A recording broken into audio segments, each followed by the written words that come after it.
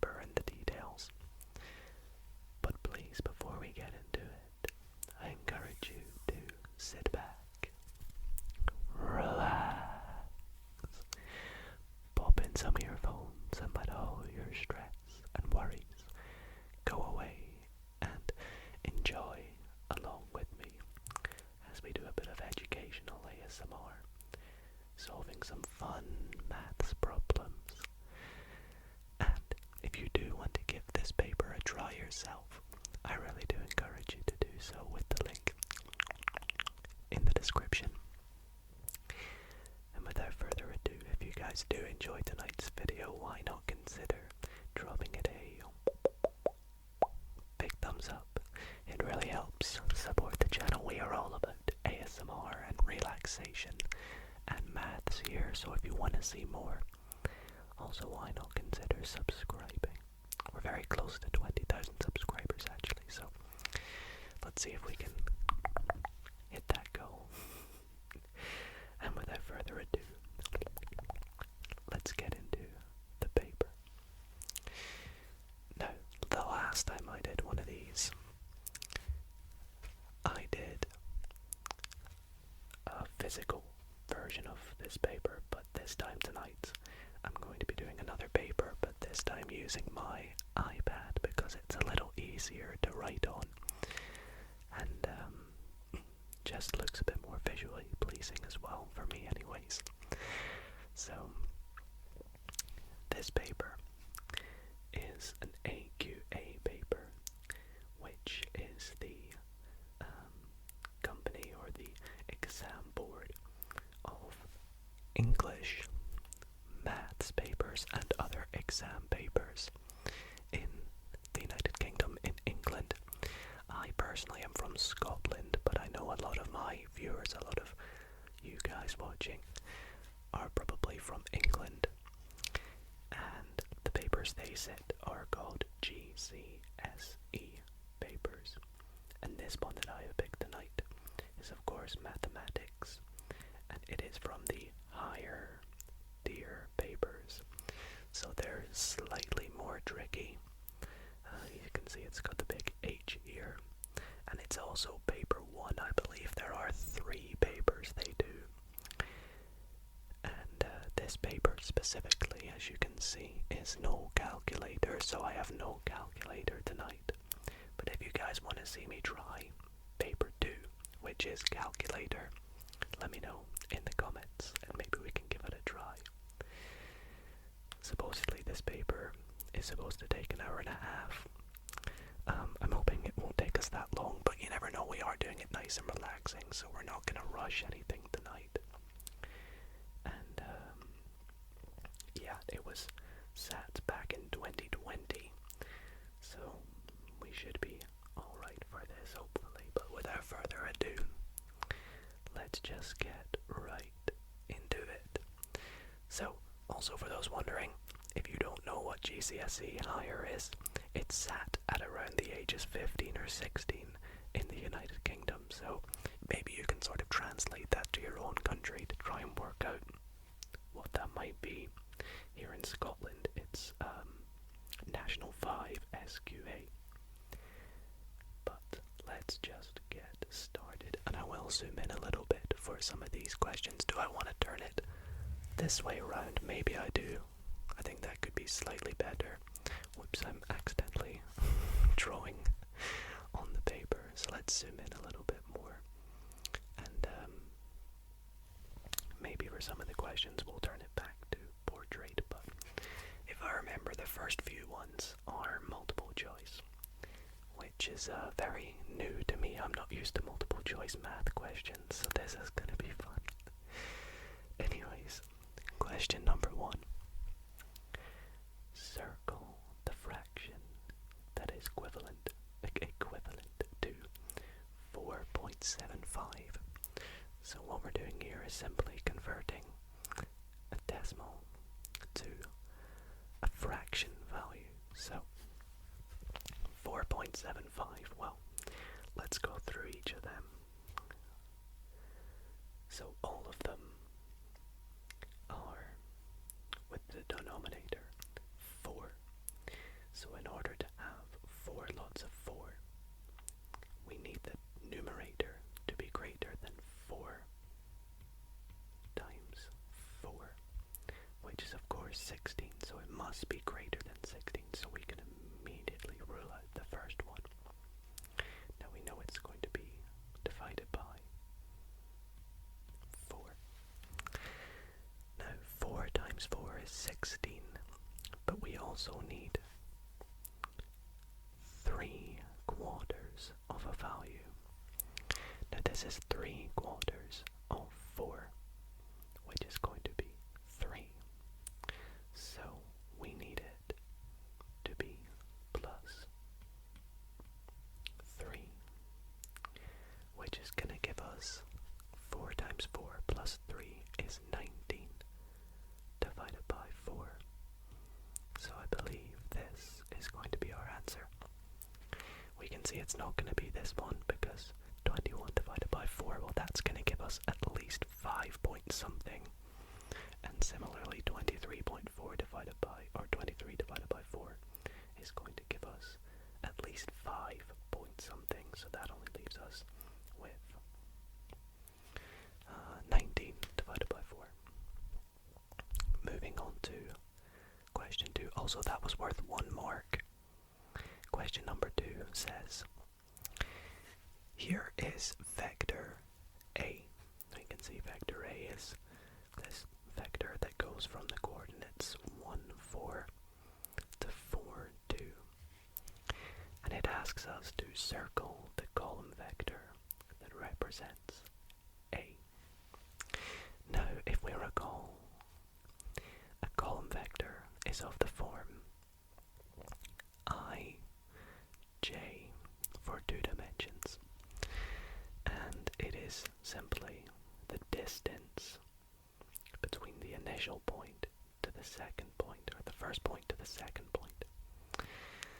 Now we can see that for the x-coordinate, which is I, it is increasing by 3. It goes from 1 to 4, just the x-coordinate. It's not going backwards, it's going forwards positively along the x-axis. So we need the numerator, or I shouldn't say the numerator, the top element to be 3. So we can immediately rule out the second and fourth one. And we need the bottom part of the column vector to be the distance between the y-coordinate. So we can see it starts off at 4 and it goes down to 2. So the y-coordinate is simply losing 2, if you will. It's minus 2. So that rules out this, leaving us only with this one here. Let's circle it. And that is our answer. 3 minus 2. It goes along 3 and down 2. Very nice. You can simply think of this as, for those who maybe aren't understanding it, you can simply think of it as x to subtract x1. X1. Oh, no, I'm right. X2 subtract x1, and then y2 subtract y1. And of course, in that case, we'll get 4 minus 1, which is 3, and then 2 minus 4, which is minus 2. So that's how we get this there, for those that don't understand it. Because I know maths can be difficult, so I like to explain all these questions in as much detail as possible, because maybe not all of you watching are here just for the maths. Maybe some of you are here only for the ASMR, and sometimes find maths a little bit tricky, so I'm doing my best to sort of help you if you're not as gifted or don't enjoy maths as much as maybe some others do watching this video. I know me particularly, sometimes in maths I can find things really tricky to understand, and I need them almost explained to me like I'm 5 years old in order to get it. And there's no shame in that. Maths is a very tricky subject. But anyways, question number 3, also worth 1 mark. Which of these is a square number and a cube number? Now for this one, I think the best thing to do is maybe look at each number individually and see if we can work out what the square root and cube root would be. For 100, we know that the square root of 100 is 10, but the cube root of 100, well, we don't know what that is. It's not an exact number. It's gonna be about, oh gosh, let's see. It's gonna be about 4 point something, I believe. Because 4 times 4 is 16 times 4.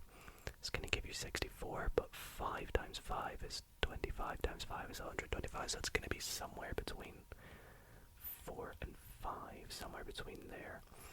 But it's not a nice number, so we'll put an X. 1000. The square root of 1000. I'm probably going to run out of space actually if I do it like that. Square root of 1000.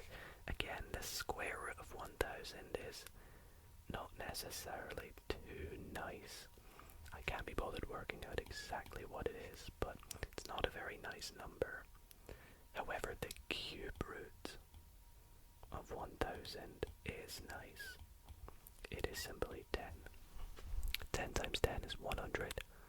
Times 10 again, add a 0 on the end, gives 1000. Okay, so next 10,000. So we can rule those two out. The square root of 10,000. Well, here again, it's not gonna be. Is it gonna be a nice number?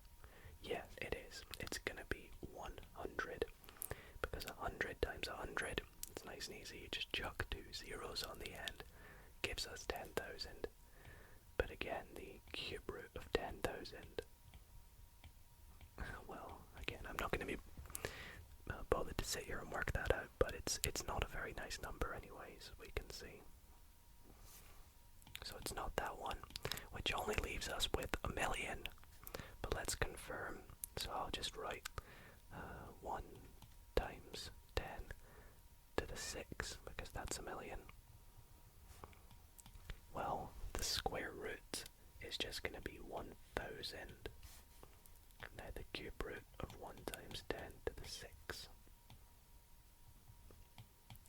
It's going to be 100, I believe. Yep.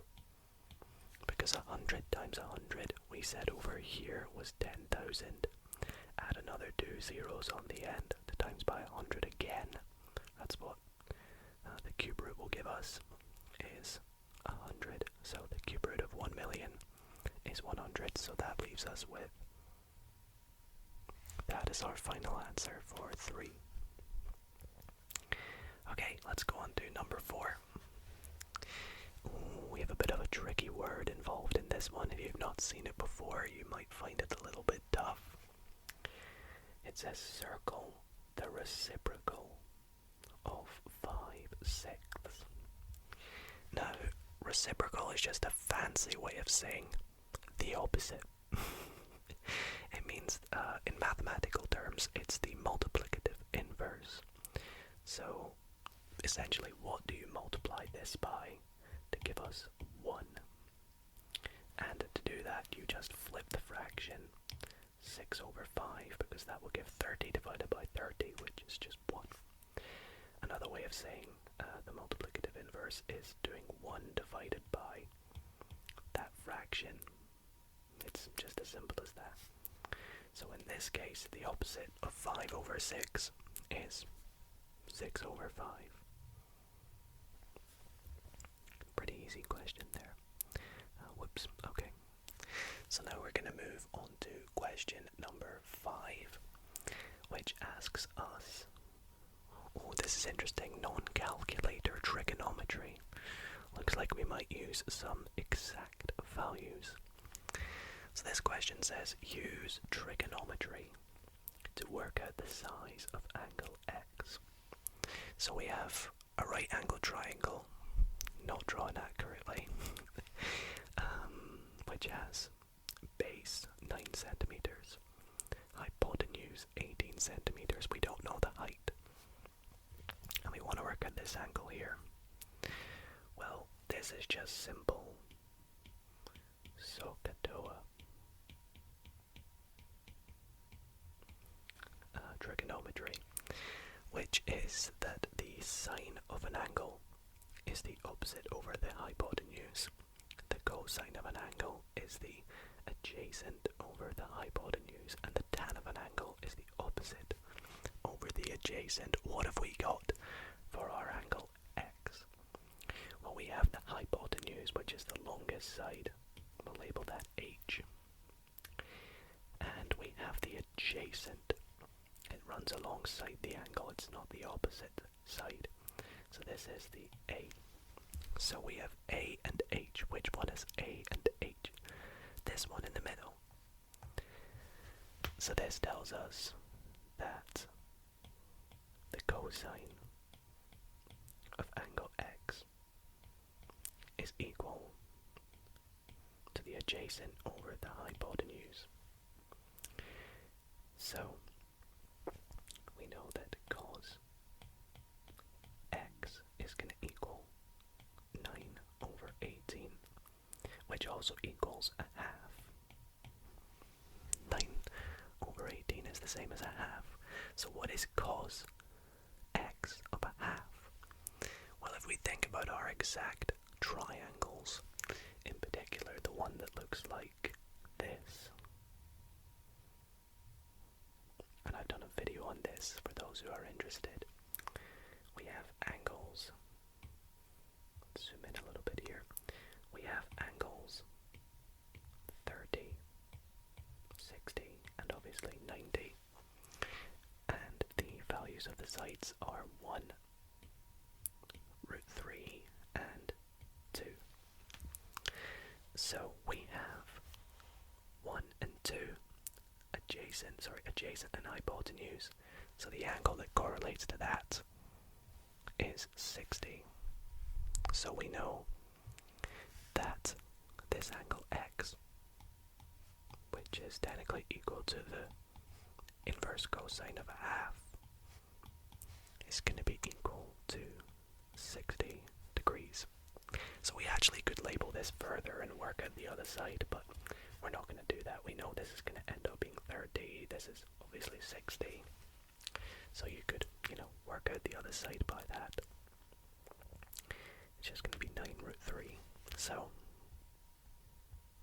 we write it in here, sorry, 60 degrees. There we go. I guess it already says degrees, but yeah. Let's move on to the next one. Question number 6. Okay. A and B are scatter graphs.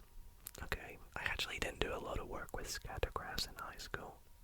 I think we were kind of we must have done like one lesson on them, if I remember. But I did a lot of statistics in university, so what type of correlation is shown by each graph? Choose from the options below. So, for the first one, we have a negative correlation because the points are going negatively as they go along. If it was positive, it would go up like this, but it's negative because it's going down. So it's negative, and I believe it's a strong negative correlation because all the points are very concise, and if you were to draw a line of best fit, all the points are very close to the line. If it was weak, you'd maybe have some points, outliers over here. But no, we've got them all very concise. So for graph A, we have a strong negative. Strong negative neither a positive or a negative, because they're all just smack bang in the middle.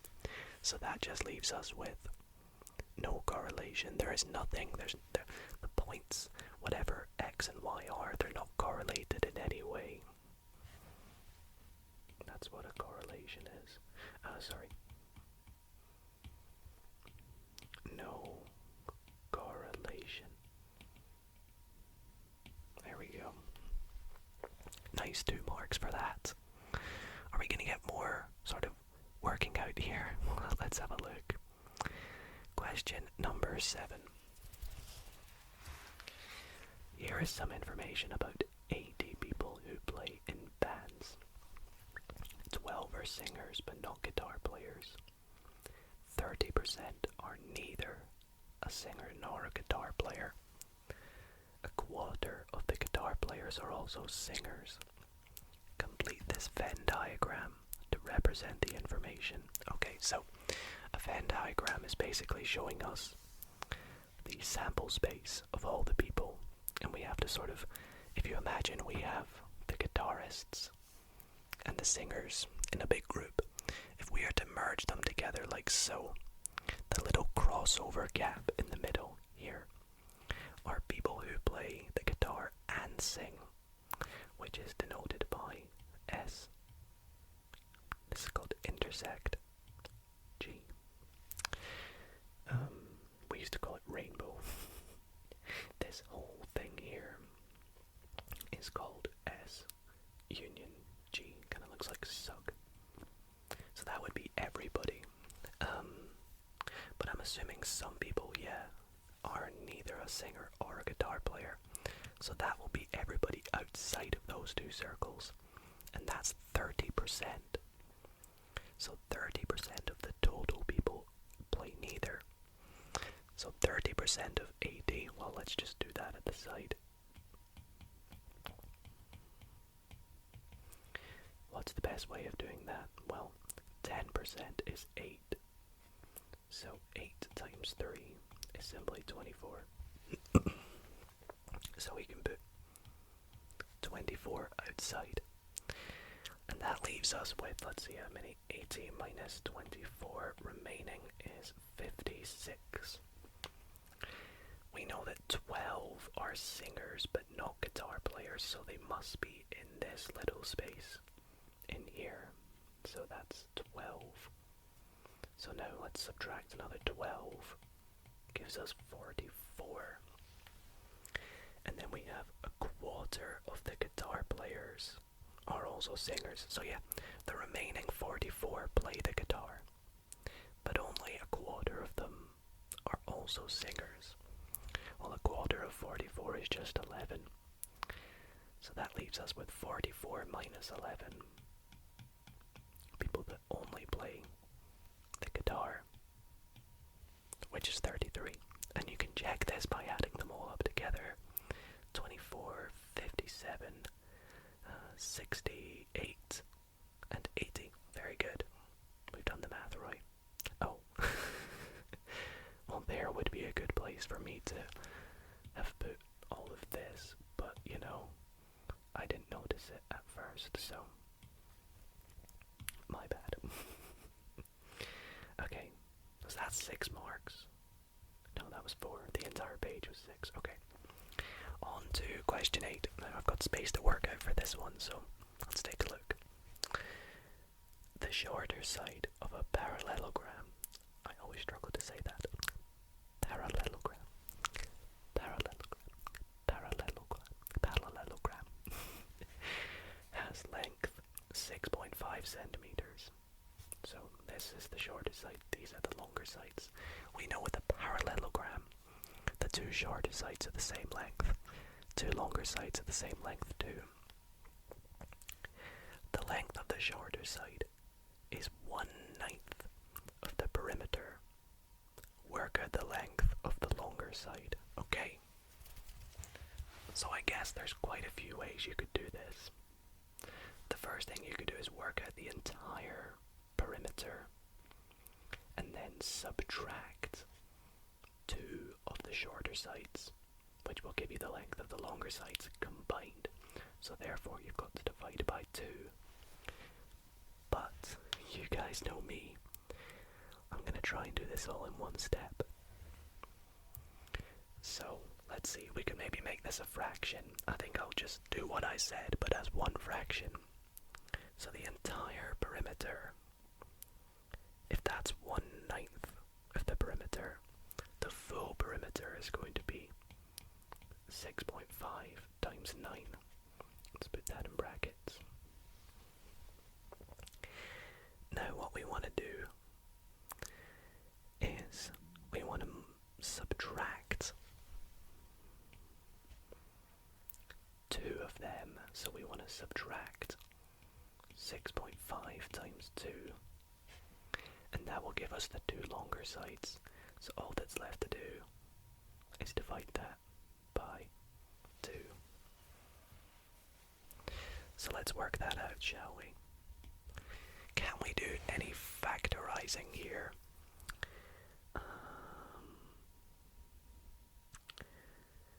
Well, we could say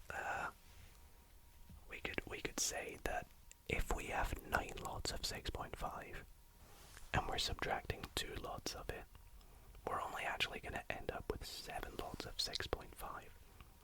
So 6.5 times 7 divided by 2. Okay, so I think here I'm actually going to need to work this out. So 6.5 times 7, I'm just going to do a nice chimney multiplication, I think it's called.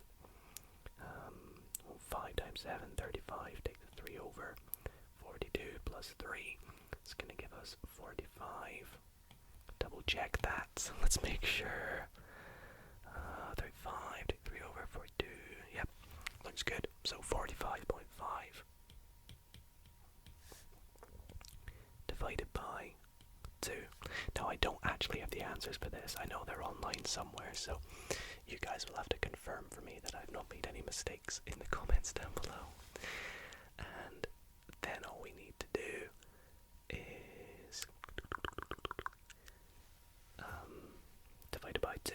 So we're going to get 22.75, is it? Yeah, and that's in centimeters. So that'll give, 45.5. Very nice. Oh, let's put it in there. There we go. It gives us the units as well. Nice. Because sometimes exam boards will penalize you for forgetting units. I remember specifically in physics, it was a big no-no to forget units, but again, I guess that kind of makes sense. You know, you're not going to measure time in meters, are you? Okay, or it could be, if you for distance, it could be miles, meters. It's very good to be specific. Anyways, enough about physics. Let's go on to the next question, which looks to be about sequences. So, all the terms of a geometric progression are positive. The second and fourth terms are shown. So we have some sort of first term, then 4, some sort of third term, and then 16.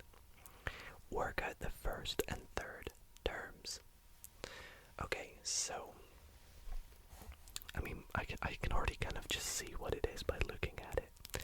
But a geometric sequence is of the form a(n) is equal to a1 multiplied by some value r to the power n minus 1. So what this basically says is the nth term, so in this case 4, is going to be equal to some sort of value times the first element to the power of whatever the term is, subtract 1. So it's all to do with, it's exponential. So we can see here, this is the second term, and I can kind of just see that that's 2 squared. This is the fourth term, so it's going to be to the power 4. So it's going to be 2 to the 4, which is 16. So this first term is going to be 2 to the 1, and this third term is going to be 2 cubed, which here we have 2 and 8, and we can double check. That kind of makes sense. You can see what you're doing is just doubling it each time. So the first term is 2, third term is 8. Again, there's other ways you could work that out, but that's just, you can kind of just see it. The next one is very similar. This time we have an arithmetic progression. And for this one here, there's less powers involved. An arithmetic progression is of the form an. See if I can remember this. The first term plus the nth term, subtract 1, multiplied by the difference. So, here we have, in our case, 5b is equal to b plus n minus 1. So that's 1, because 2 minus 1 is 1, times the difference, which is 4b. So 5b is equal to 5b, so that makes sense. So the next term we're going to have is a sub 3 is equal to b plus n minus 1, 3 minus 1, times the difference, which is 4b. So we're going to have that the third term is equal to b plus 8b, which is just 9b. So this third term is 9b. Is that what we need to work out?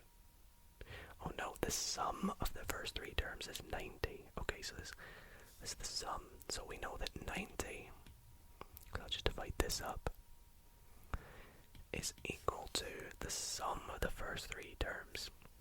9b plus 5b is 14b plus 1b is 15b. So to solve for b, we divide both sides by 15. 90 divided by 15 goes 6 times. So b is equal to 6. Very good. And that brings us on to question number 10. Okay. The total cost of a holiday is £2,400. Rana pays a deposit followed by monthly payments in the ratio the deposit to the total of the monthly payments is 3 to 5. She makes 6 equal monthly payments. Work out her monthly payment. Okay, so I was never actually too great at ratios, but it's not too bad to work out. There's lots of ways you could actually tackle this. The way I would probably think about this is that the cost of the holiday is 2,400. Now we want to split that up to see how much, this is how much she paid for it. We want to work out how she paid for it in terms of the deposit and the total of the monthly payments. So let's take them over and split them up to deposit, and we'll just put M for monthly payments. So in total, she paid this in a total of 8 ways, if that kind of makes sense. 3 plus 5 is 8. So 2,400 divided by 8. Well, 24 divided by 8 is 3, so this is going to be 300. Add 2 zeros on the end. So she paid each part by 300, but this is 3 of that, so it's going to be 900. And then this is going to be just the remainder, which is going to be 5 times 300, that's just 1,500 or 1,500 in terms of the monthly payments, and that's of the ratio 3 to 5.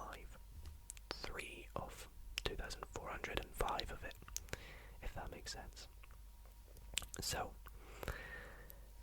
next, if she makes 6 equal monthly payments, work out her monthly payment. Well, this is the total of the monthly payments, So if she makes 6, we want to work out what 1,500 is divided by 6. Well, let's do this as a little bit of a division thing like this. So actually let's do this without doing this. Let's divide it by 3, then divide it by 2. Dividing it by 3 is 500. That doesn't look very nice. 1,500 divided by 3, just going to put a little squiggle above here, is equal to 500. And then 500 divided by 2 is 250. So each individual payment is £250. So here we have divided by 6, which gives us £250. Is there a spot at the bottom? Yep. And again, you could work this out. You could multiply that by 6 and then add the 900 that she pays in the deposit. Question number 11. So far we're doing so good in terms of let's keeping it horizontal. Okay, so as a decimal, 11 divided by 40 is equal to 0.275. Okay, good. Work out 33 over 400 as a decimal. So that might sound quite tricky to work out originally. Sorry, it's a bit windy outside. Apologies if you can hear any noises. But the key bit of information is that they've told us that 11 over 40 is 0.275 because we don't have a calculator. So what it wants us to do is see 11 over 40 times what is going to equal 33 over 400. Well, to do this, let's take a look. What do we multiply the top by? That's 3. 11 times 3 is 33. What do we multiply the denominator by? 400 divided by 40 is 10. So we multiply 11 over 40 by 3/10 to get this, but we want this in decimal form. This thing here in decimal is 0.275. 3/10 in decimal form is 0.3, and we don't know what this is. So if we can do 0.275 times 0.3, then we can work out what 33 divided by 400 is. Well, the best way I would do this is just do 275 times 3, which is 5. Take the 1 over, 21, 22. Take 2 over 6, 8. And then it's going to be 0. Oh well, it's 825, but we need to add in the decimal point, and the amount of spaces we want to add it by is 4. So we're going to move the decimal point back 4 spaces, 1, 2, 3, 4, and that will give us 0.0825. There we go. And that's because when you multiply a decimal by another decimal, it's going to get smaller. So it's not going to be 0.875. It's not going to, or 825. Sorry, it's not going to increase. It's going to get smaller. Okay. Question number 12. Okay, maybe we go horizontal for this one, I think, just because it looks like a big question. Let's see, let's go like that. Yep. And I'll zoom out a little bit. There we go. Okay, so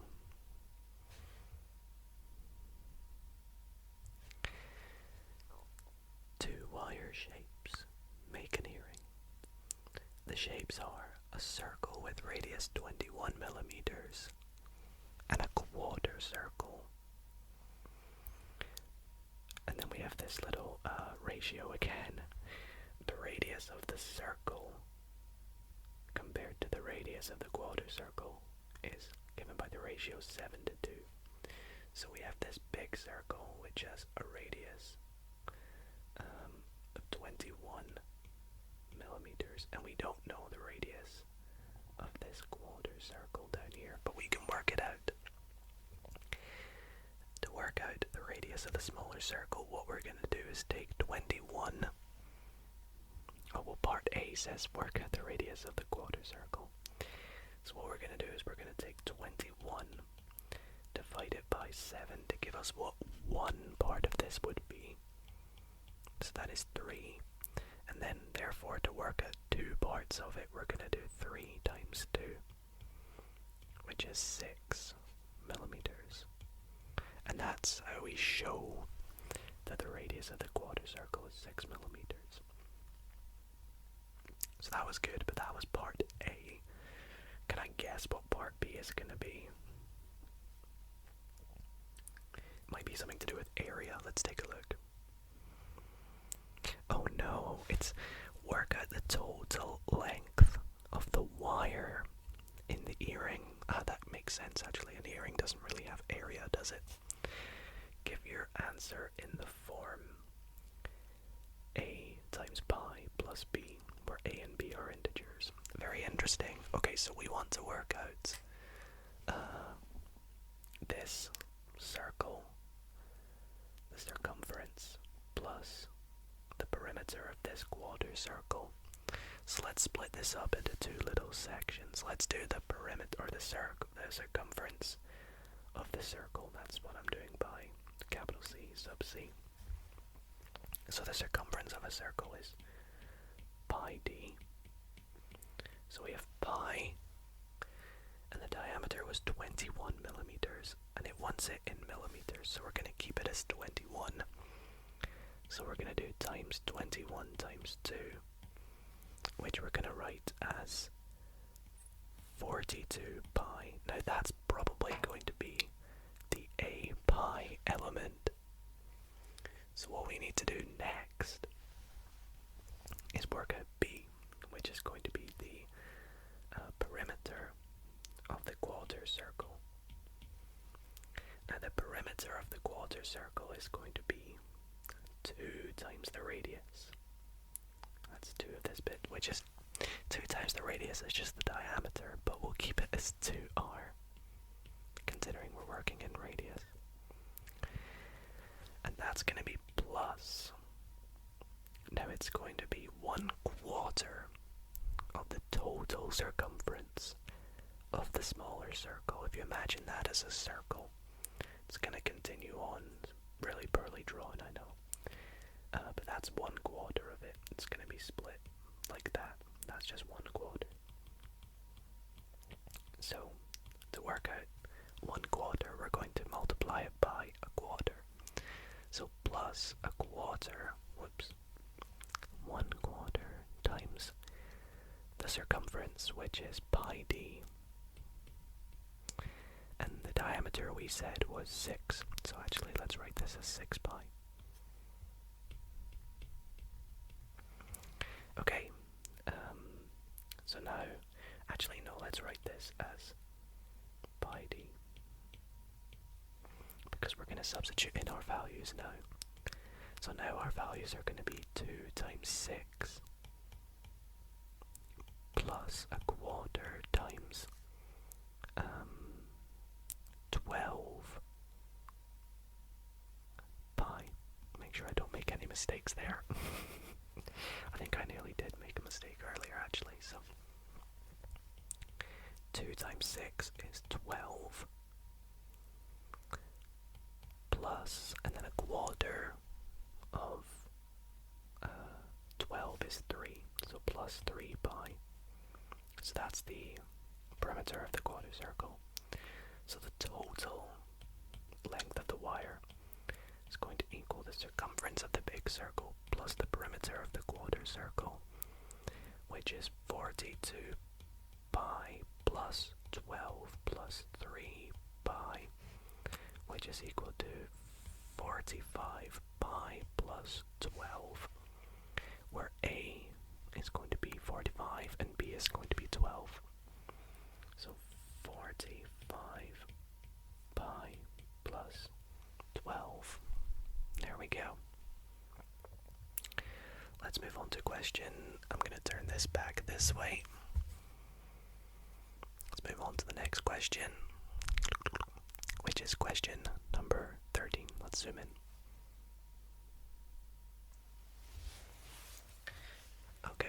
So s and t are positive integers.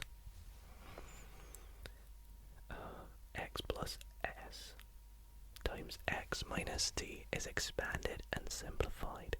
The answer is x squared plus kx minus 40, where k is a positive integer. Work out the smallest possible value of k. Alrighty, so basically what we need to do is take this expanded thing and put it back into brackets. So we're going to factorize it, and then in doing so, we can solve for the variable k.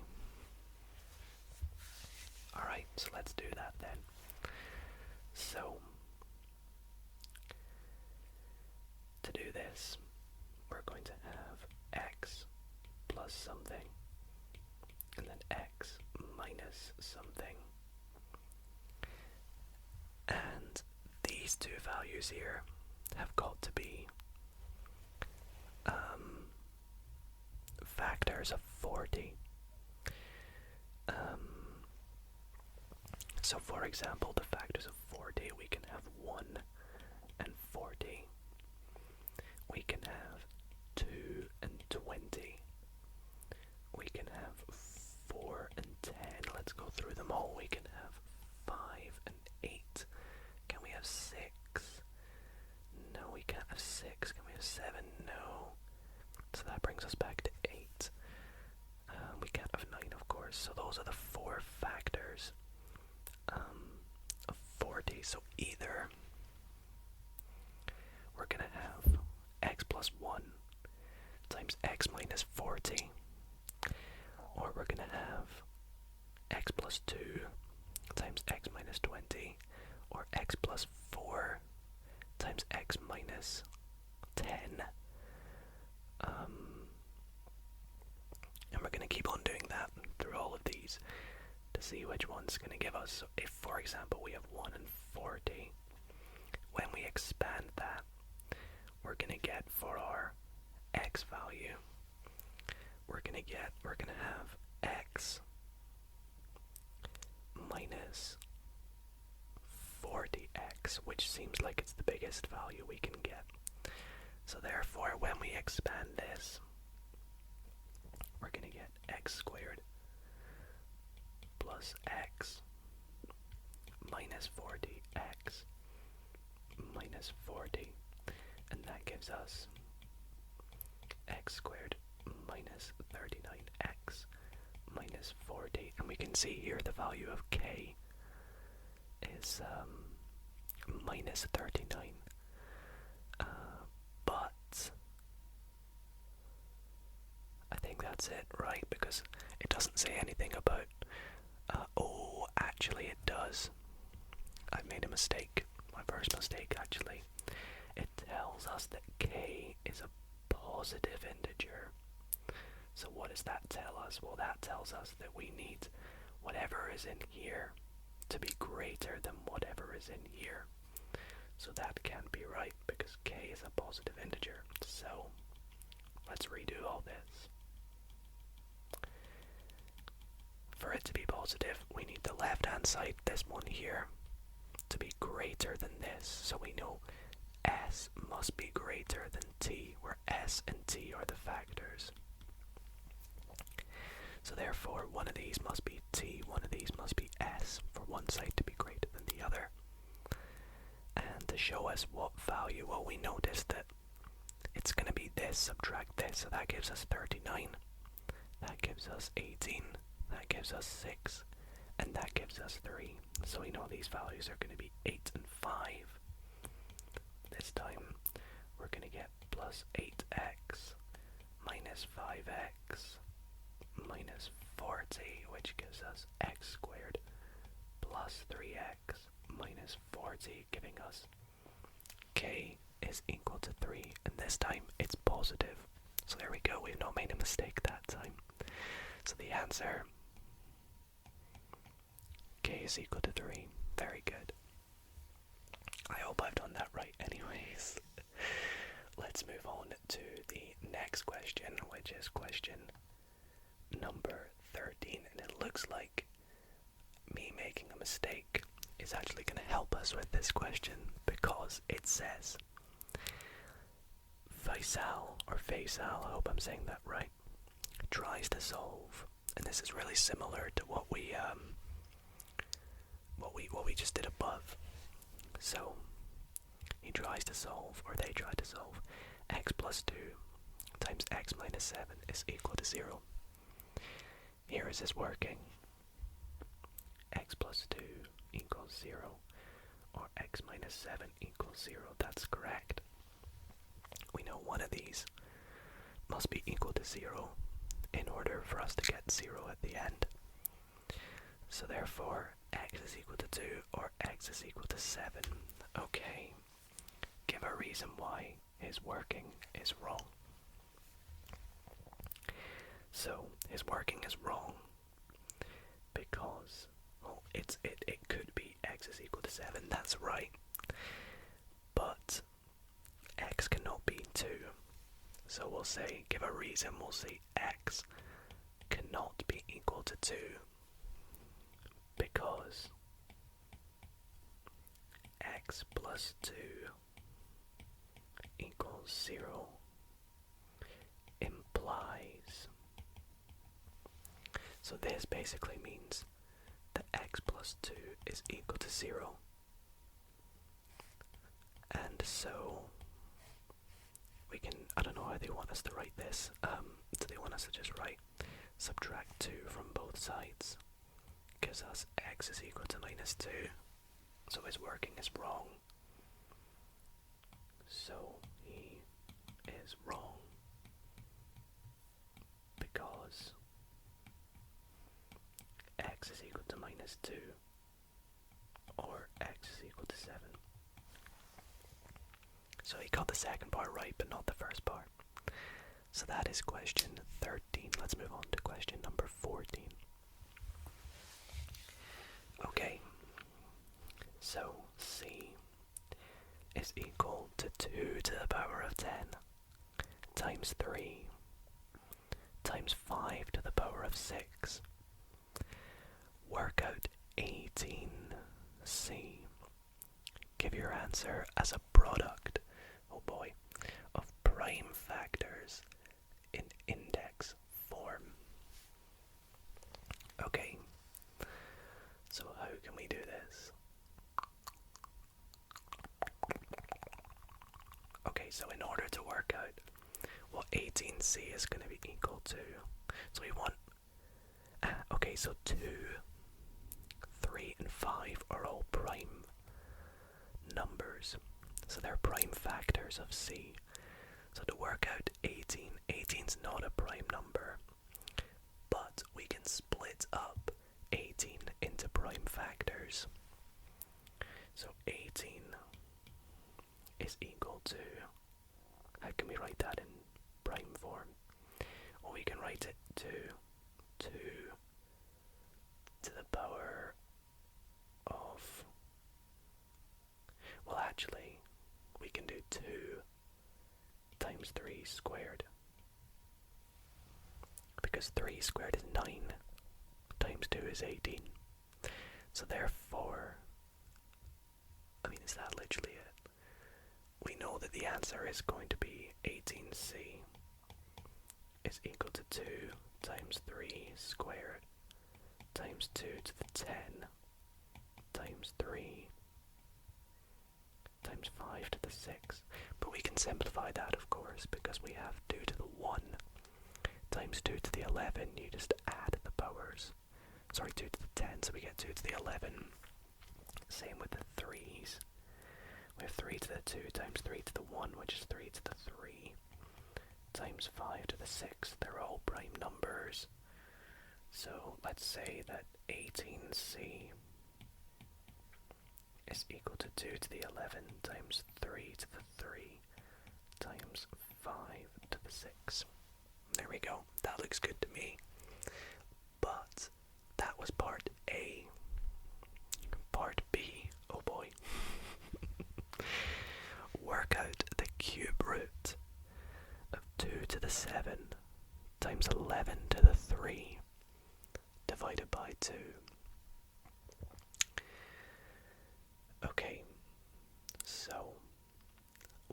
best way of going about this? Well, I would start by... Let's simplify this fraction, because 2 to the 7 divided by 2 is 2 to the 6.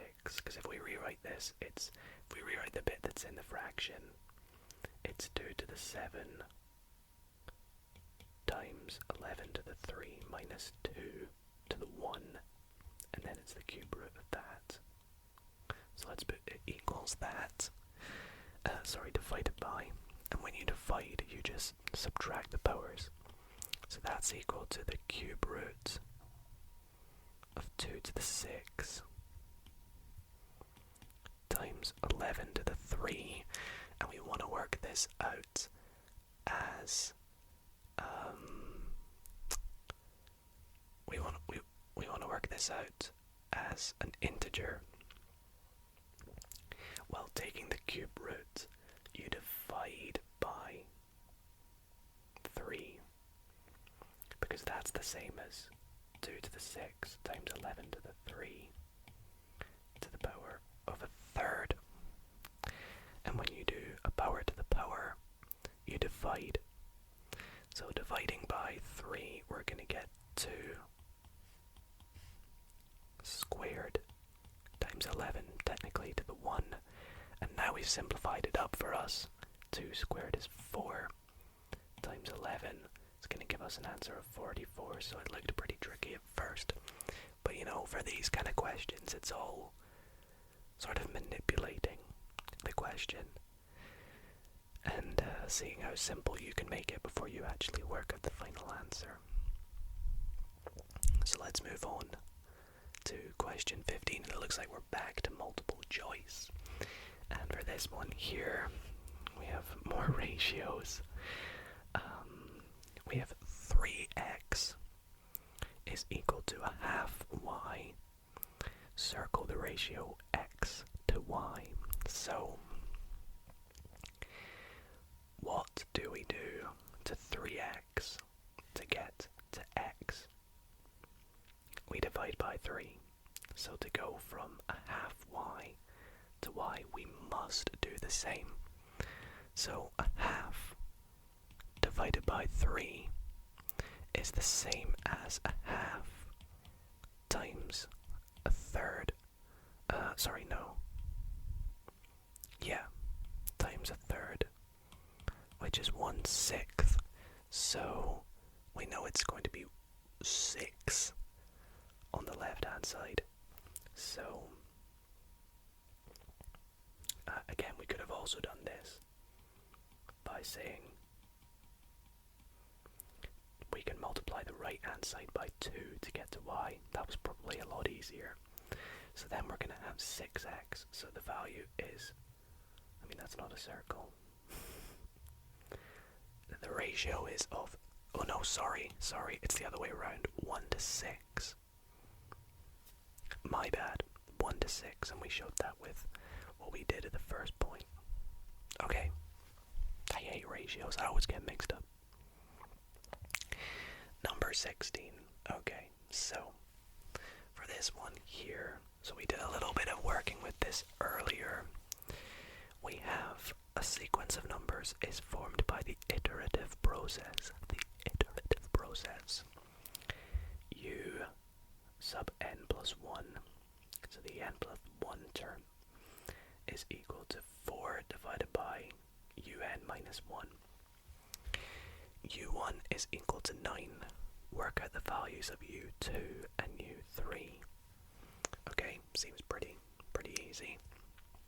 So u2 is equal to 4 divided by, so what's un? Well, if un plus 1 is, if n plus 1 is 2, then n is got to be 2 is equal to n plus 1. And there is just 1. It just means the term before. So here it's going to be 9 minus 1. So it's 4/8 or a half. And then So that's U2. Let's work out U3 next. So for U3, this time we do similar. We go 4 divided by the value before, which we said is a half, minus 1. So we're going to have 4 divided by a half minus 1 is negative a half.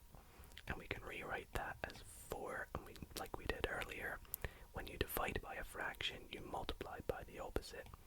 So negative 2 over 1, which is negative 8. So U2 is, what do we say, a half, and U3 negative 8. Very good, very good. Question number 17. This looks like we're going to need to go back to vertically working out. I can probably keep it like this, actually. This isn't so bad. So, Jim buys a plant of height 20 centimeters. Pretty tall plant. The graph shows how the height of the plant changes during the next 4 days. So we have each day along the bottom, and then the height of the plant after that day. Work out a formula for h, the height, in terms of n, which is the number of days. Okay, so for a formula of h, what we simply need to do is work it out as the equation of the line. As we know, usually this is the y-axis and this is the x-axis. So let's start by using y and x, and at the end we'll use h and n, because that always seems a little confusing at working it out. So to work out the equation of a straight line, we need a point on the line and the gradient, or the x-intercept and the gradient. Now we can see the x-intercept right here is 20. So all we need to do is work out the gradient. So let's work that out. So the gradient is going to be, well, we need, in order to work out the gradient, we need to work out 2 points. So let's take this first point, 20, 0, and let's take another nice point like, heck, let's just go for 4, let's go for the end points. So the next point, so we're going to write our 2 points. We have 0, 20 as point 1, so this is the first x coordinate, and this is the first y coordinate. And our second point is 4, and that's, what's that, 31, 32. Okay, so let's do our gradient formula. So our gradient is the difference in y divided by the distance, or the difference in x. And that's because gradient is the distance and the difference in the vertical divided by the difference in the horizontal. So this is x2, y2. So substituting in our values, we get 32 minus 20 over 4 minus 0,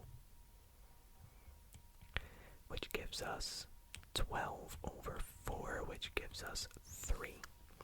So our answer is going to, well, we're going to have y, in this case, is equal to 3x, and then it's plus 20 as our y-intercept, because it's y equals, let's do it in blue, y is equal to mx plus c, where m is the gradient, x is just x, and 20 is the y-intercept. However, in our case, we want to work it out as h in terms of n. This is nice and easy because h is just the y-axis, and n is the x-axis. So ours, we just change y to h, and x to n. So 3x plus 20. Sorry. 3n plus 20. That would be a bit better. Let's make it obvious that's an h. Okay. Moving on to question 18, I'm going to turn this back to horizontal. Okay. Now, question 18, I actually did something similar to this in a recent video. We're going to solve some simultaneous equations. So, we have 2x plus 4y is equal to negative 9. And 2y is equal to 4x minus 7. So, let's start by rewriting these equations, and we'll label them 1 and 2. So the first equation we're going to keep the same. It's not a very nice x, is it? 2x plus 4y is equal to minus 9. And the second equation I'm going to rewrite. And I'm going to rewrite it as 4x. And we're going to subtract 2y from both sides. And then we'll add 7 to both sides, giving us it of the same form as the first equation. We have the x's plus the y's equals the value. And the reason we do this is to help us with the next step, which is when we're going to combine these. But before we combine these, we need to make it so that one variable can be eliminated. Now, which variable shall I eliminate? Let's eliminate the y's. So I'm going to rewrite these equations. But this time to the second equation, I'm going to multiply it by 2. But why am I going to do that? No pun intended. Well, the reason we do that is if we multiply it by 2, we're going to get 8x minus 4y is equal to 14. And in part, we're going to get the y's to disappear if we add these equations together. So let's add these two equations together. We're going to do 1 plus 2, which is 2x plus 8x, 10x. 4y minus 4y is just 0. And that's going to give us equals 5. So therefore, x is equal to 5 over 10, or simply a half. So that's us got x. So we've half solved the equation. Now we need to work out y, and if we have x, we can simply just plug it into one of the equations. So we're going to sub x is equal to a half. Let me just make sure it's not negative a half. No, it's definitely positive a half. Let's sub it into 1. And the reason I chose 1, you can pick either. I picked 1 just because it's got less x's involved, and plus 2 times a half is just 1. So we're going to have 2 times a half plus 4y is equal to negative 9. As I said, this is 1 plus 4y. It's equal to minus 9, or simply 4y is equal to minus 10. So y is negative 10 over 4, just the nicest number. But we can say it is simply negative 5 over 2. And I'm keeping them as fractions, but I could write them as decimals. And we'll write them in down here. A half. Negative 5 over 2. It doesn't say to write it as decimals, so we can leave it as fractions. Very good. And on to question 19. Back to multiple choice. These are really nicely sort of written out, these papers. I like how easy it is to sort of see everything, and it's a good balance of questions, a good mix, shall we say. So question 19. I hope I've not been going too quick. I mean, I'm trying to stick to the time constraint of an hour and a half.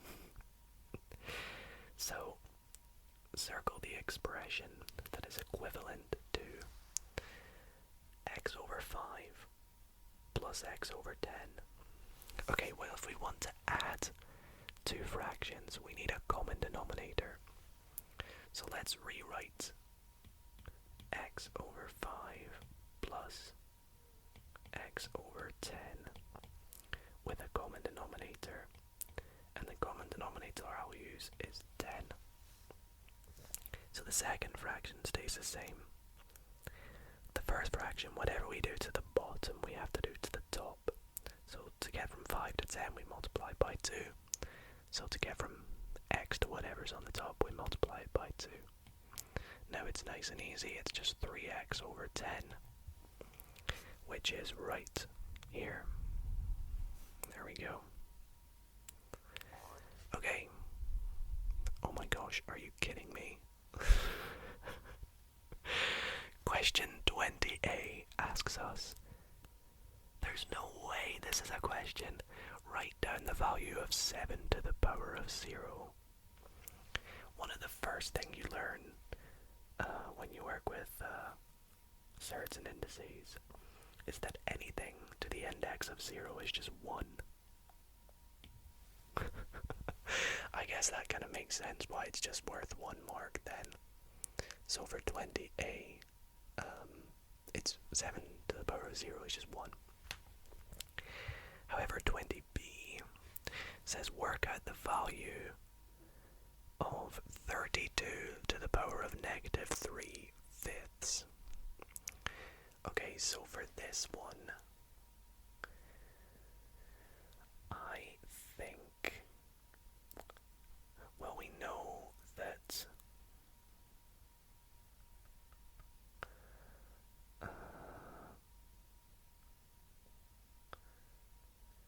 anything to the power of a negative is 1 divided by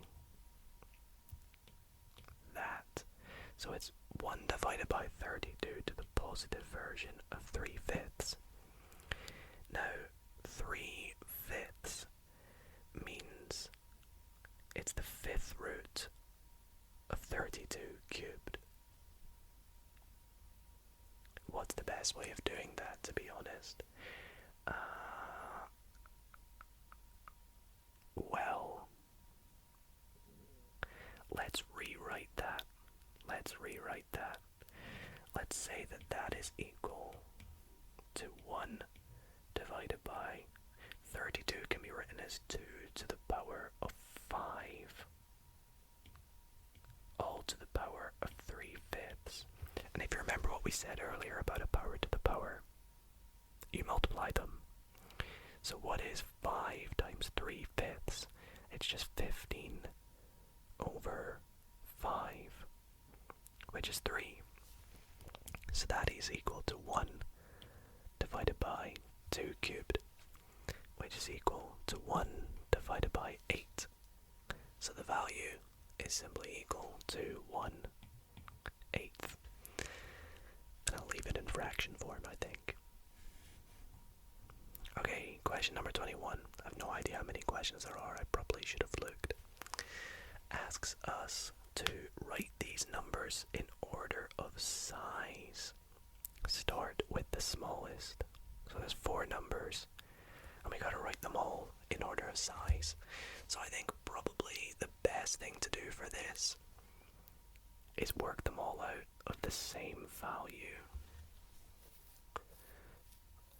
I think I'm going to work them out roughly as a decimal. So we have 15.6 is 15.6. Now I think I'm going to use an estimation here for this next one. The square root of 23, the closest square number, is 25. So it's going to be, let's write 15.6 is equal to 15.6. We'll say 3 root 23 is approximately 3 root 25. It's close to that, but it's not quite. Maybe it'll help us out though. So that's going to give us 3 times 5, which is 15. So it's going to be approximately there, but we know it's going to be slightly less than that. 2.1 to the power of 4 is approximately, well, 2 to the power of 4 is 16. So it's going to be 16 point something. So we'll write it as 16. and then 47 divided by 3. Hopefully this one doesn't mess us up. Well, this one we could probably actually work out exactly. It's going to be 15 points. This is an interesting one. It's going to be 15 points. So it gives us a remainder of 2 because it goes into 45, 15 times. So then 0.7 divided by 3. Let's do it like this. 3 into 47. You have 57. 15. And then into 7 it's going to be 0.2. 3 something, I think. So 2, 3. And then we know that this is slightly less than 15. So, therefore, the smallest is going to be 3 root 23. The largest is going to be 2.1 to the power of 4. And then in between,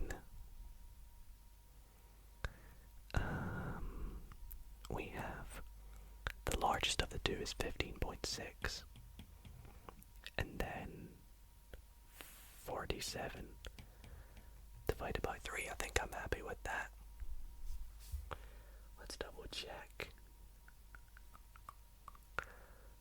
47 divided by 3 gives us 15.23. Oh no, it doesn't. It doesn't give us 15.23. It gives us 15 points. It doesn't give us 15.23. Well, let's keep that. I think these two in the middle are the other way around, because I think I've done this wrong. I think this is 15 points. I was just doing my math again. 15 point and then into 20. I was doing it into 2. So this leaves us a remainder of 2 basically. But I was doing 3 into 7 for some reason. So it's going to be into 20. So it's actually going to be 15.8 something something. So therefore 15.6 is the smaller of these two. There we go. I think I'm happy now. Yeah, I think I'm happy with that. That was a really interesting question. Actually, I've never seen anything like that. Okay, question number 22A. Y is directly proportional to x cubed. Y is equal to 17 when x is equal to 4. Work out an equation connecting y and x. Okay, so for y to be directly proportional to x cubed, that means that y must be equal to some value, let's call it k, they usually use k, times x cubed. But we know that 17 is equal to some value times 4 to the power of 3. Correct? So therefore, we can say that 17, 4 to the power of 3 is 64k. So we know that k is equal to 17 over 64. So our answer is going to be, if we rewrite k in our equation at the start, y is equal to 17 over 64 x cubed. Not very nice, but it's correct.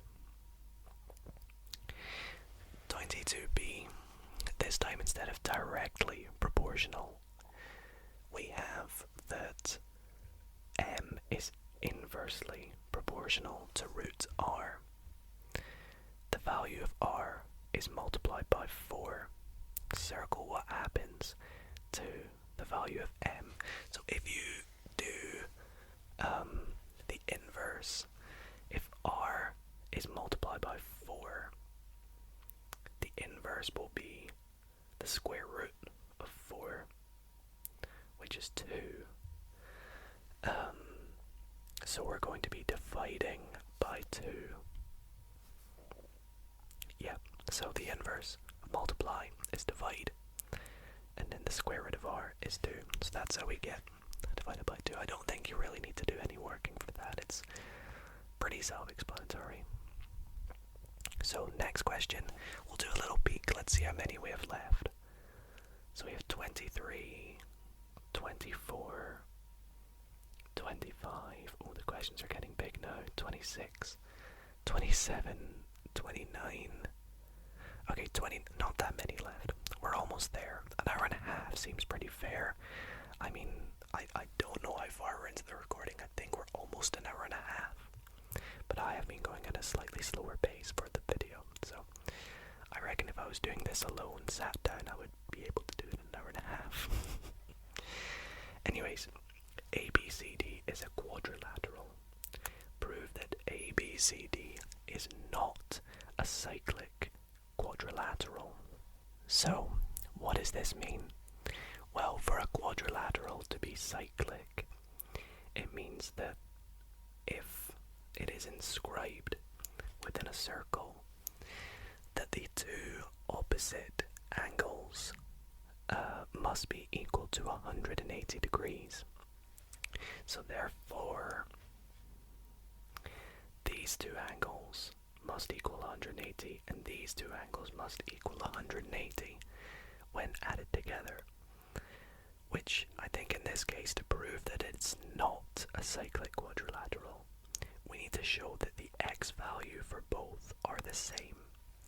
What I mean is that for A plus C, we have 4x plus 92 is equal to 180, which implies that 4x is equal to 88,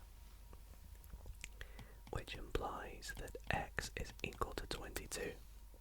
So we need x to also be 22 when we do D plus B, which is 5x plus 30 plus x plus 36 is equal to 180.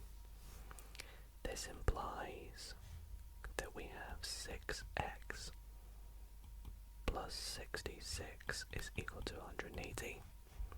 So 6x is equal to 112, which implies, and we can see here it's not equal to 22, it's gonna be equal to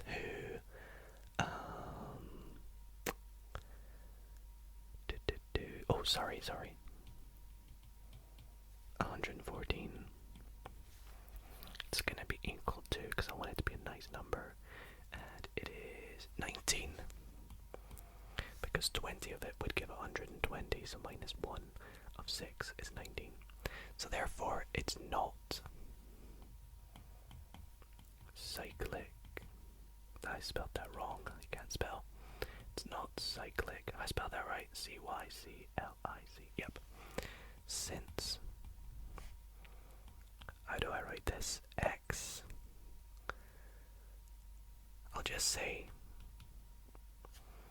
since we have two values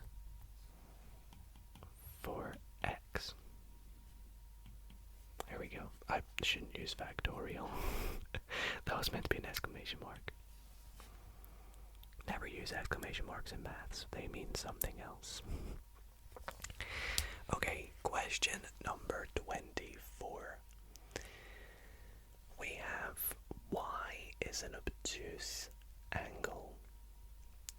Which of the following statements is true? Tick one box. Okay, is an obtuse angle, we know that y is going to be greater than 90 because we have an exact, or a right angle is 90, an acute angle is less than 90, less than 90, and an obtuse angle is greater than 90. So let's pick any value greater than 90. Sine of that angle. Well, if we look at the sine wave, let's look at the sine wave and the cos wave.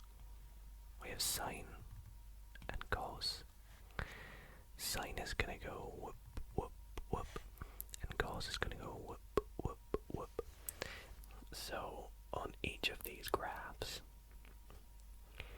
this is 180, so 90 is here.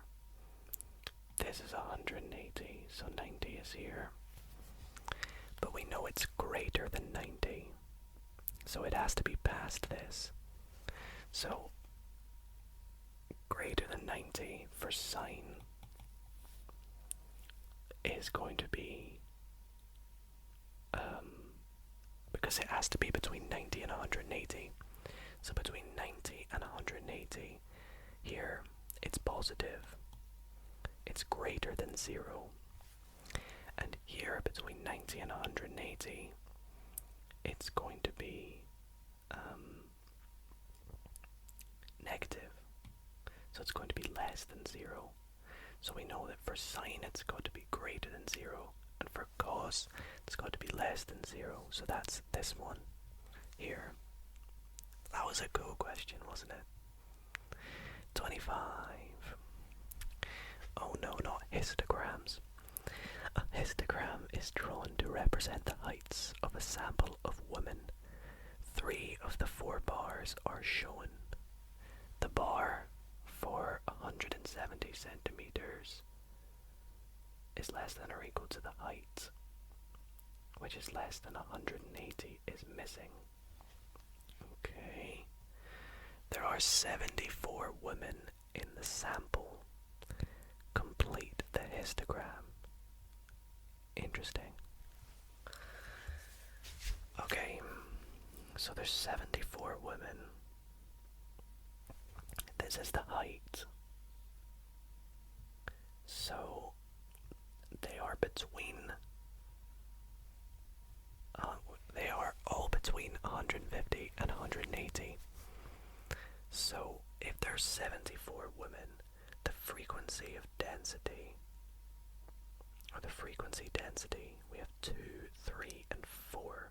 Okay, so with those density frequencies, it means that for each height there is 2 of it, and then for each height there's 3 of it, and for each height there. So what we need to do to work out the density between 170 and 180, which we don't know, we need to work out how many people there are in that bracket. So if we can work out how many people there are between each other bracket, that will help us work out the bracket for 170 to 180. And the best way to do that is work out the area of each bracket, if you will. I'm calling them brackets, but I should call them bars. So I'm going to label them 1, 2, and 3. Let's work them out. So for 1, there are 5 for every 2. So 5 times, that's a 3. So that's going to give us 10. Here there's 10 for every 3. That's 30. And then this time for number 3, there's 5 for every 4 frequency, which is 20. And the sum of women there is 60. So remaining, we have 74 minus 60. We have 14 people that are between the heights of 170 and 80. So what is the frequency density? Well, that's going to be 14 divided by 10, which is 1.4. So where is 1.4 on the graph? It second bar, like that, and I will shade it in grey, why not? Not super neat, but you get the idea, and I guess I'll label it 4, like that. Very good. Doesn't seem like it's fair that it's 4 marks, it probably should be less, but you know, it is what it is. Alrighty, so let's move on to question 26A, which asks us, show that 14 over root 7 can be written in the form a root b, where a and b are integers. Okay, so what we must do here is, if we are writing it in this form, we no longer have a fraction, so we need to rationalize the denominator. So to rationalize the denominator, we simply multiply 14 over root 7 by root 7 over root 7. This has a name, I've forgotten what it is. Oh gosh, that's gonna bug me. Root 7 over root 7. If you rationalize the denominator, you're multiplying by the... Oh my gosh, I don't know why I can't think. Someone will let me know in the comments. So, the reason we multiply by this is because we're essentially just multiplying it by 1, but secretly. Because this will give us 14 root 7, technically over 1, but that's just equal to 14 root 7, which is of the form a root b. So that's very good. Okay, question 26b. Work out 2 root 10 times root 80 times root 18. Okay, I think what I'm going to do is split these 3 things up into, excuse my stomach rumbling, into 3 simpler surds. Now 2 root 10 is nice and easy, we're going to keep it as 2 root 10. But root 80, I'm going to write as root 16 times 5, because that's going to be 4 root 5. So that's me rewriting root 80. And then the last one, root 18, is the same as root 19 times 2, which is 3 root 2. Now, in doing this, what we do is we multiply everything on the outside. So 2 times 4 times 3 is 24. And then inside, we multiply everything again. So 10 times 5 is 50, times 2 is 100. So we have 24 root 100. We know root 100 is 10. So that's 24 times 10, which is equal to 240, our final answer. Alrighty, so a few questions left here. For question 27, gosh, they really do like their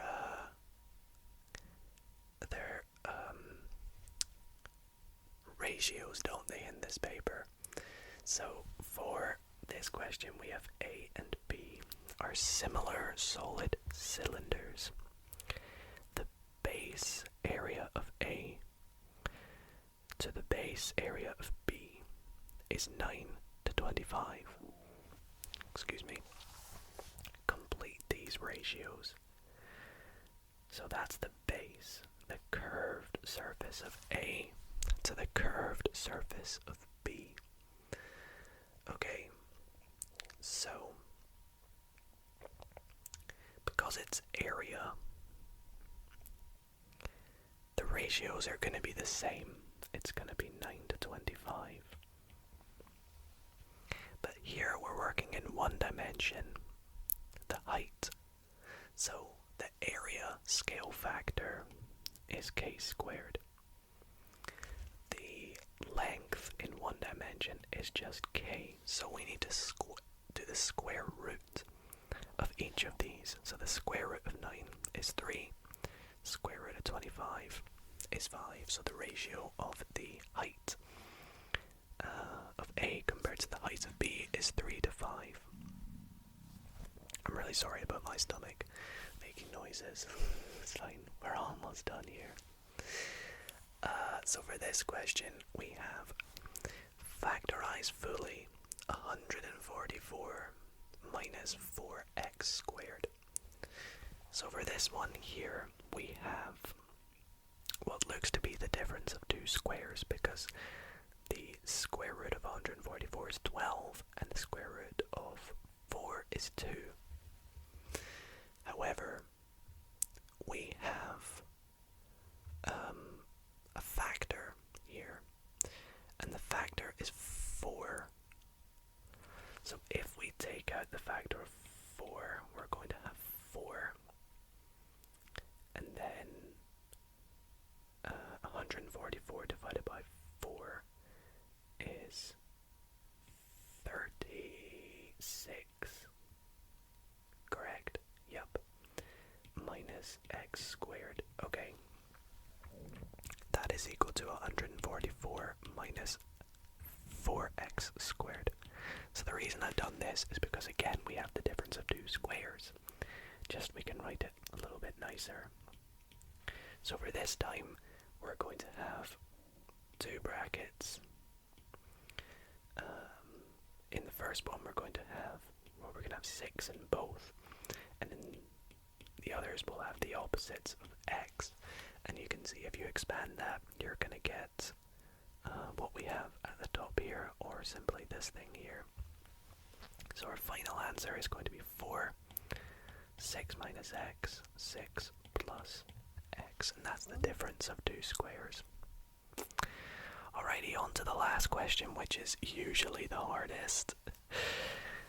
The graph of y is equal to x cubed plus 6 is translated 4 units to the right. The translated graph has equation y is equal to f of x. Work out f of x. Give your answer in the form x cubed plus ax squared plus bx plus c. Okay, so for graph translations, if it has been translated 4 units to the right, we are subtracting 4 from x. So if we have a point x and it's been moved to the right, we are subtracting 4 from the translation. Don't ask me why it's negative, it just is.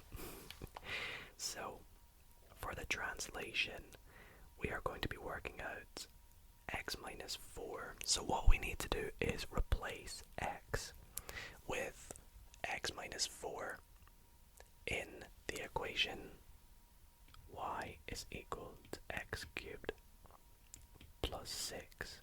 We need to replace x with x minus 4. So we have y is equal to x minus 4 cubed plus 6, and it wants it in the form x cubed plus ax squared plus bx plus c, so they want us to expand this. Okay. So let's expand this. X minus 4 cubed plus 6 is equal to x minus 4 times x minus 4 times x minus 4 plus 6. So we're going to have is equal to x squared. We're going to have minus 4x minus another 4x is minus 8x plus 16. And then we're going to have that multiplied by another x minus 4 plus 6. So that's equal to x cubed minus 8x squared plus 16x minus 4x plus 32x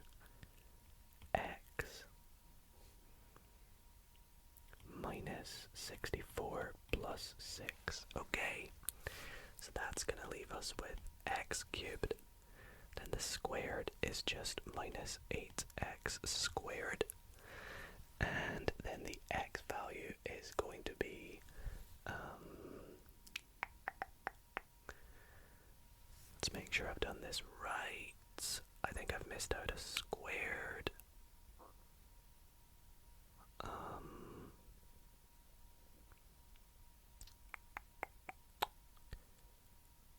Have I done this right? I think so. Minus 8x squared. And then the x term is going to be 16 plus